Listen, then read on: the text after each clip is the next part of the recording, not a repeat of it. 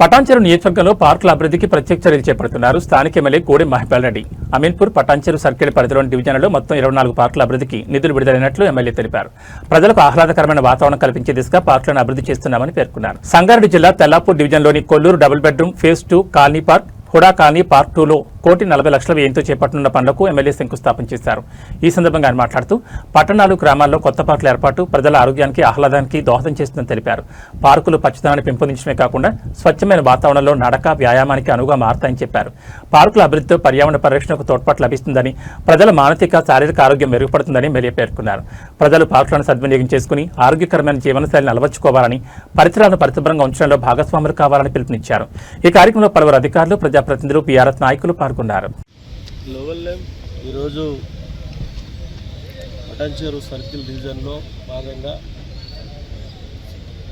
కొల్లూరులో 2 BHP phase 2లో park డెవలప్మెంట్కు 80 లక్షల రూపాయలు, అలాగే 78,56,000.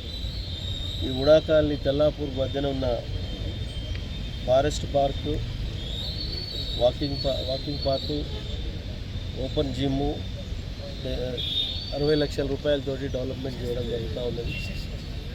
ఈ ప్రాంతంలో తెల్లాపూర్ డివిజన్ పటాన్చెరు సర్కిల్ అంటేనే ఒక మినీ భారతదేశం లాంటిది మన కాన్స్టిట్యున్సీ. కొద్దిగా లేచి వాకింగ్ చేయాలన్నా, జిమ్ చేయాలన్నా, ఏ డాక్టర్ దగ్గరికి పోయినా అడ్వైజ్ చేసేది అది ఒకటే.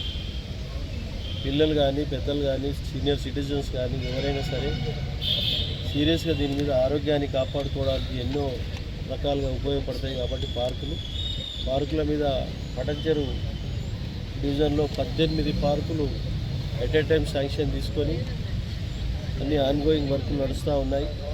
కాబట్టి ఎక్కడికక్కడ ప్రజలకు అందుబాటులో తీసుకురావడానికి తొందరలోనే 2 నెలల లోపలనే ఇవన్నీ మళ్ళా తిరిగి ప్రజలకు అందుబాటులోకి తీసుకొస్తామని తెలియజేస్తూ ఈ కార్యక్రమంలో పాల్గొన్న నాయకులకు, అధికారులకు, పత్రికా సోదరులకు అందరికీ పేరు ధన్యవాదాలు.